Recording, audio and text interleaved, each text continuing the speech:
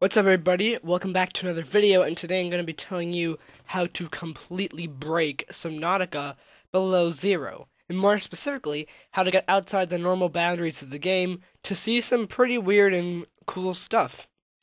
Alright, let's get into it. Alright, so the first thing you're going to want to do is make a new creative world. Here, let's speed up the loading a little bit. Alright, that's a little bit more like it. Now, when we spawn in, the first thing we need to do is enable the console in order to really start breaking the game. So the first thing you want to do is press F1 to open up this menu in the corner. Then press F8 to release your mouse, and keep on clicking disabled console and make sure that it is not enabled. Alright. Now, if that circle wasn't filled in, the console should now be enabled, and you can activate it by pressing Enter. The first command we want to type is speed. This changes the speed of the entire game, and we're going to want to use speed 4 to avoid generation glitches.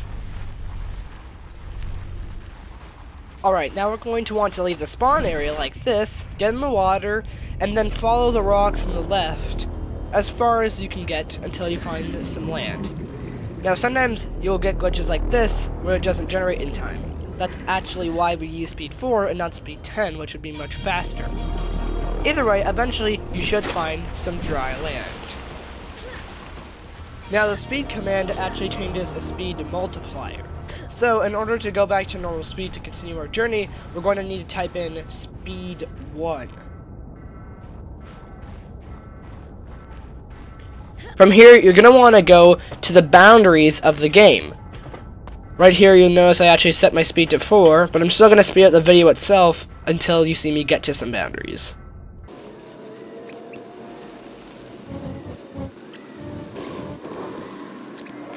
The next command we're going to learn is warp forward. To type it in, type in warp, W-A-R-P, forward, one word, and then space, and then however many meters you want to warp forward by. What this will actually do is it will teleport you that many meters forward in whatever direction you're looking, and this is going to be our key to escaping the map. In case you didn't notice, I actually ended up in the water, which is not where I wanted to go. The reason this happened was because I warp forwarded directly into the terrain, and if that happens, it becomes no clip. This is actually another major part of getting out of the map. Whenever you warp forward into an object, it becomes no clip, but the other objects around you will remain clip. In other words, if you warp forwarded into a rock like I just did, you can actually still walk out of that rock and stand on top of another rock, and this is a major part of climbing over the boundaries.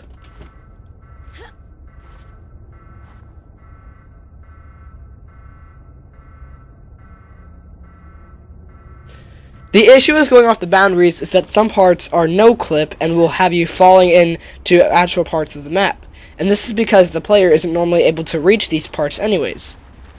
You'll also notice I simply use the command fog to disable the fog around me. When you use that command, it actually toggles the fog, and with the new weather systems it was hard for me to see, so I used it to be able to see better. There are also some areas in the game outside of the border where if you're exploring them, disabling the fog will be in your best interest in order to actually be able to see what's down there. It's important to note that if you're trying to find any secrets, you're likely not going to find anything. These are areas that are outside the map, and the developers wouldn't normally publish the game if they had any unused assets or anything like that in these areas. In other words, it's basically a giant flat plane of land where you can do whatever you want. There's no story components, there's likely going to be no models either, but it's still kind of a neat area to explore if you want to understand kind of the inner workings of these games. Something else you might have noticed is that there is actually no hail in this area, and there was in the area I was just in. That's because the hail and the other weather objects are map specific, and therefore won't happen outside the boundaries. However, you can do anything else that you can normally do outside the boundaries. You can build a snow fox, as you see I do right now. You can ride the snow fox around, and I'm pretty sure you can also build base parts, although I haven't tested it out yet. Something you'll notice if you're doing this at home is that many objects that you see in the game aren't actually physical objects outside the barriers. In other words, this mountain that you'll see me ride into is not a physical object, and I ride straight through it and straight into the water below. The whole point of doing this was to see how the game itself actually functions. And something you might notice, which can give us some insight on how it works, is the fact that water will go on for infinity. The way water works in this game is that it actually is simply a graphic. There is a recognized sea level, and if your character is underneath that sea level, then the game identifies you as underwater, and if you're not, then the game identifies you as above water. Therefore, water is infinite, and there's no real end to it. If you continually swim, even if there is an end to the graphic, there would never be an end to the actual water. Now, you might also notice these large empty spaces next to these giant terrain blocks. From what I know, at least, there is nothing to be found beyond these. There's no secrets that I know of, or that anyone else knows of, that I could find online, and it seems it's just infinite space, which would make sense, actually, because these aren't areas where the player would normally be able to go. A command you're going to see me use often is day. When you type in day in the command bar, it changes the time of day to, well, day. And this is really useful when combined with the fog command, because if there is no fog and the time is set to day, almost everything is perfectly illuminated and you can see a lot better. You'll notice if I disable the fog, everything turns blue, and if I let it turn nighttime, it's impossible to see anything. Something else you might notice is the large shadow that seems to be around me. This actually has to do with the fog command. Outside this area in the game, and even inside the game, normally, you wouldn't be able to disable the fog, so you wouldn't be able to tell that there is actually just a circular shadow around your player constantly. But there is, and you can't see it because the fog actually conceals the end of it. Now, there isn't much to be seen here, but there is a lot to be seen inside the terrain. Using Warp Forward, we can actually get inside these large terrain blocks, and we can see all kinds of seemingly randomly placed little pockets of terrain and areas that we wouldn't normally be able to reach. And you'll actually notice that you can do anything you can normally do underwater in these areas. For example, in this large open space that seems to just be here randomly underneath the map.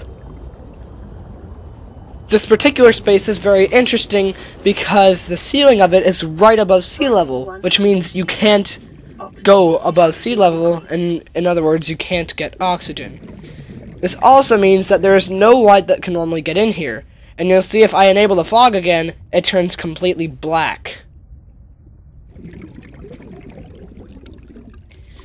So, just to prove that you can actually do anything you can normally do underwater, I actually use this area to play around with the new base parts.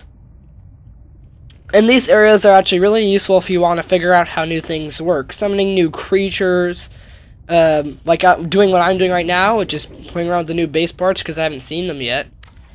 These areas are really good for testing things, and it might even be possible that the developers use these areas for the same thing.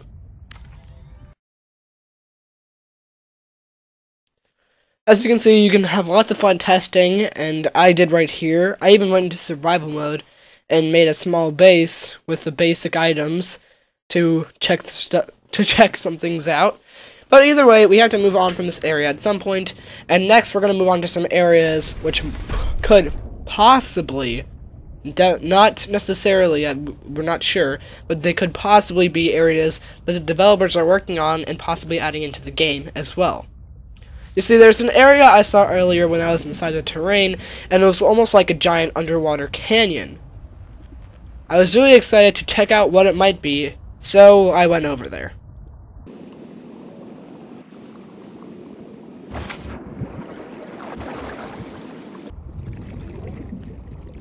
This area ended up being empty, but there is a chance that you can find things in these areas outside the regular map. When Below Zero was first released, I actually used these same commands to get out of the map, and I found different models and other interesting things that ended up being in the game later. I actually even found a model from the original game that was in a small cave, along with some models of base parts that are in Below Zero now. So, don't get your hopes up, but it is not necessarily unlikely that you won't find something in these areas that made it worth your while. And even if you don't find anything, it's really interesting to just see how these games work, and to get outside the regular boundaries and break them.